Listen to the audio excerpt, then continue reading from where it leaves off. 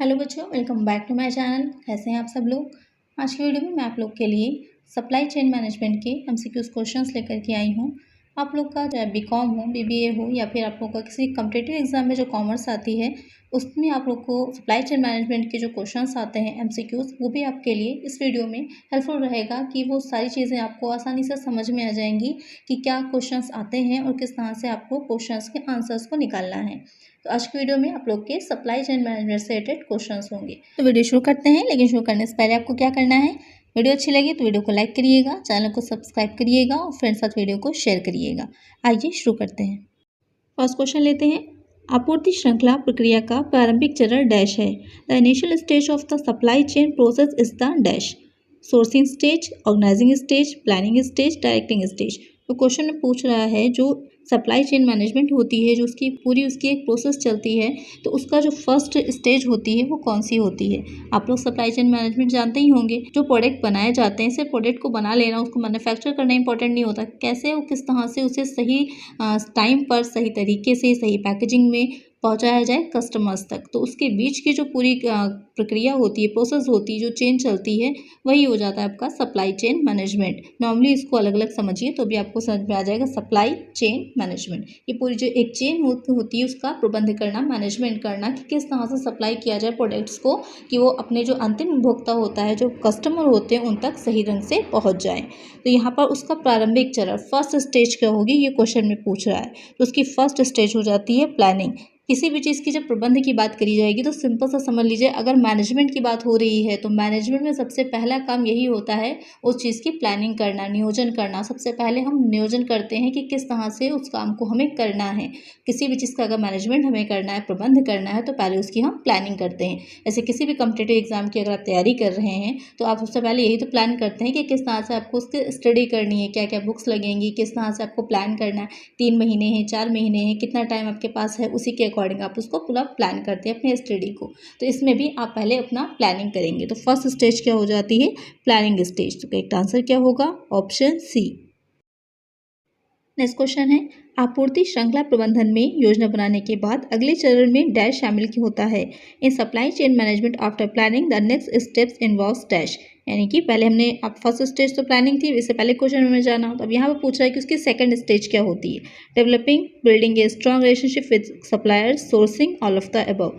तो क्वेश्चन में पूछ रहा है कि उसके बाद की जो स्टेजेस होती है, तो पहले हम नियोजन कर लेते हैं, प्लान कर लेते हैं, प्लान करने के बाद हम क्या करते हैं कि डेवलपिंग भी आ जाएगी उसमें, building a strong relationship with suppliers भी होता है और सोर्सिंग भी होती है, तीनों ही चीज़ें आ जाती हैं। उसके बाद एक स्टेज बाय स्टेप हम आगे बढ़ते जाते हैं। अगर इसे एक हम सीरियल में बोलें तो पहले हो जाएगा हमारा प्लानिंग, दूसरा हो जाएगा डेवलप, फिर आ जाएगा मेक, किस तरह से हम जो है अच्छी पैकेजिंग करते हैं, जिससे कि मार्केट में जब हम प्रोडक्ट को लेकर के आएँ तो प्रोडक्ट जो है ख़राब ना हो, बहुत इंपॉर्टेंट होता है। आपने देखा होगा कुछ चीज़ों की पैकेजिंग जो होती है वो प्लास्टिक में पैकेजिंग होती है, कुछ की कैन में पैकेजिंग की जाती है। जैसा प्रोडक्ट हो गया, जैसे रिक्वायरमेंट होती है उस प्रोडक्ट की कि वो ख़राब ना हो, उसी के अकॉर्डिंग उसकी पैकेजिंग की जाती है। उसके बाद आ जाएगा डिलीवर, की किस तरह से जो एंड कस्टमर है उसको डिलीवर किया जाए। और कभी कभी क्या होता है, रिटर्न भी आता है, क्योंकि कुछ सामान ख़राब हो सकता है या एक्सपायर हो जाएगा, बहुत से रीजंस हो सकते हैं, तो रिटर्न भी आता है।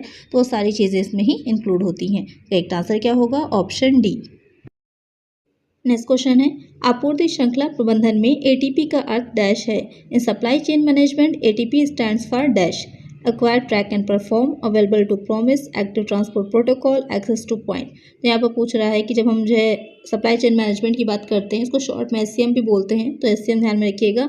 तो अगर यहाँ पर हम एससीएम में एटीपी की बात करते हैं तो उसकी फुल फॉर्म पूछिए आपसे कि क्या होगी, तो उसकी फुल फॉर्म हो जाएगी अवेलेबल टू प्रॉमिस। यहाँ पर अवेलेबल टू प्रॉमिस से अर्थ ये हो जाएगा कि एक तरह का इन्वेंट्री एनालिसिस होता है, जिसमें कि जो भी प्रोडक्ट बना रहा है, जो भी सप्लाई की जा रही है, तो वहाँ पर ये देखा जाता है कि इतना कितना प्रोडक्ट अवेलेबल है हमारे पास, उसी के अकॉर्डिंग क्या करेंगे, जो कस्टमर्स ने ऑर्डर दिए होते हैं तो वहाँ पर हम इतना अमाउंट में, अपने इतनी क्वांटिटी में अपने पास स्टॉक को रखते हैं कि वहाँ पर ऑर्डर हमारे फुलफिल हो सके।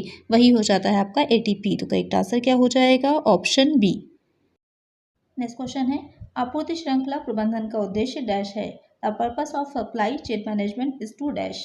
Increase the production level, manage and integrate supply and demand management, enhance the quality of a product and services, provide satisfaction to the customers।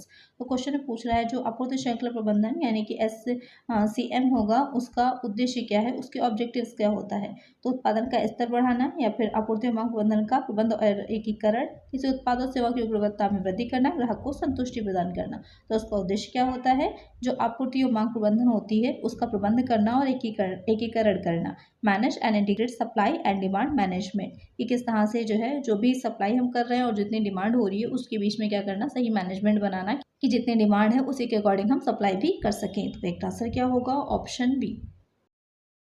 Next question है डैश मुख्य रूप से प्रवाह और परिवर्तन से जुड़ी सभी गतिविधियों से संबंधित है और कच्चे माल के स्तर से लेकर के अंतिम उपयोगकर्ता यानी खपत तक यानी कि उपभोग तक माल की जानकारी है। Dash is mainly deals with all activities associated with the flow and transformation and information of goods from the stage of raw material to the end user consumption. तो क्वेश्चन में पूछ रहा है कि कौन सा ऑप्शन करेक्ट है जिसमें कि क्या किया जाता है कि मुख्य रूप से जो भी वस्तुएं बनाई जा रही हैं, प्रोडक्शन जिनका किया जा रहा है, जब उनको रॉ मटेरियल को लेकर आया जाता है, क्योंकि किसी भी चीज़ को बनाने के लिए, प्रोडक्शन करने के लिए किसी भी चीज़ का कुछ रॉ मटेरियल हमें चाहिए होता है, उसी से ही हम प्रोडक्ट बनाते हैं। उससे लेकर के कि रॉ मटेरियल हम जो परचेस कर रहे हैं वहाँ से लेकर के जो उसे फाइनल हम गुड्स बना रहे हैं, क्योंकि 3 स्टेजेस होती हैं आपको पता है।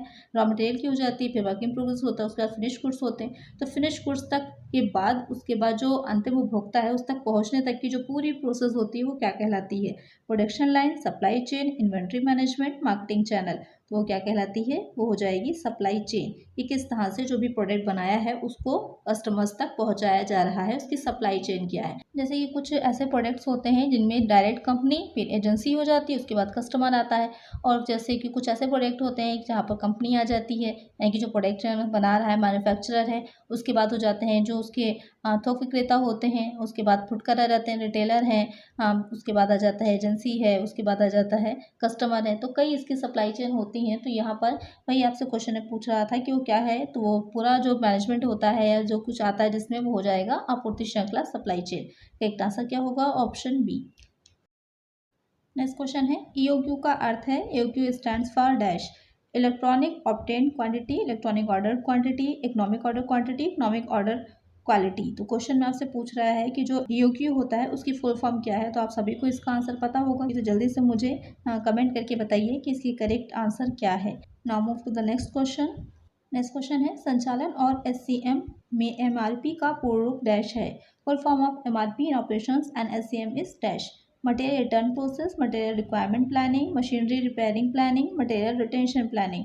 तो क्वेश्चन में पूछ रहा है कि जो एमआरपी है उसकी फुल फॉर्म, वैसे तो आप लोग को पता है एमआरपी की फुल फॉर्म क्या होती है, मैक्सिमम रिटेल प्राइस होता है, जो कि जो भी प्रोडक्ट आप खरीदते हैं उसके पीछे आपको एमआरपी लिखी होती है। लेकिन यहाँ पर क्वेश्चन में आपसे ऑपरेशंस और एससीएम में पूछ रहा है कि सप्लाई चेन मैनेजमेंट उसकी फुल फॉर्म क्या है। हो सकता है एग्जाम में आपको कंफ्यूज करने के लिए उसकी भी दे दे कि एमआरपी की full form maximum retail price भी दे सकता है। तो वहाँ पर ध्यान दीजिएगा कि एससीएम में पूछ रहा है कि नॉर्मली पूछ रहा है। यहाँ एससीएम में जो पूछ रहा है तो उसकी फुल फॉर्म क्या हो जाएगी, मटेरियल रिक्वायरमेंट प्लानिंग, कि कितने मटेरियल की आवश्यकता है उसकी पूरी योजना तैयार करना। करेक्ट आंसर होगा ऑप्शन बी।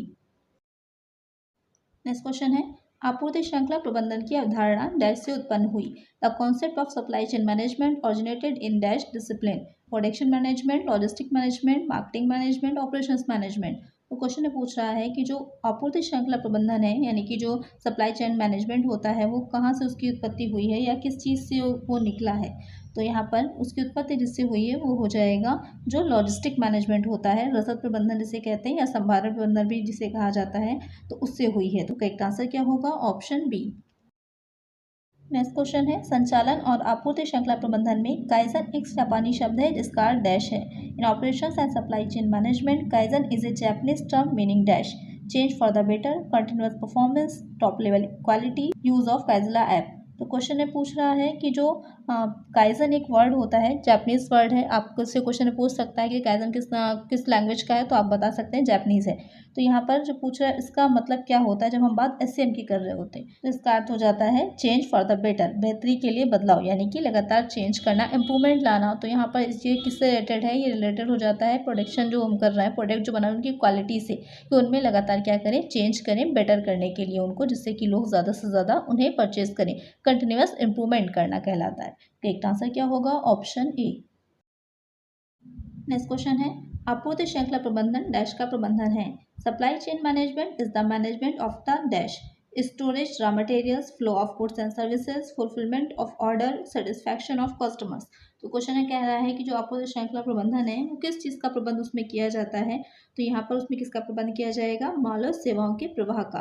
कि कैसे कि फ्लो गुड्स जो है या फिर सर्विसेज है उनका फ्लो होता रहता है, क्योंकि प्रोडक्शन ही सिर्फ इंपॉर्टेंट नहीं है, क्योंकि प्रोडक्शन करके आप अपने वेयर हाउस में रखे रहेंगे तो कोई मतलब नहीं है। आप कैसे उससे जो है किस तरह से ज़्यादा से ज़्यादा कस्टमर्स तक पहुँचा सकें, ये भी इंपॉर्टेंट होता है। तो वही हो जाएगा कि flow of goods and services उसका मैनेजमेंट करता है। करेक्ट आंसर क्या होगा, ऑप्शन बी। नेक्स्ट क्वेश्चन है, एक आपूर्ति श्रृंखला डैश का एक क्रम है जो कि आवश्यक गतिविधियों का निष्पादन करती है।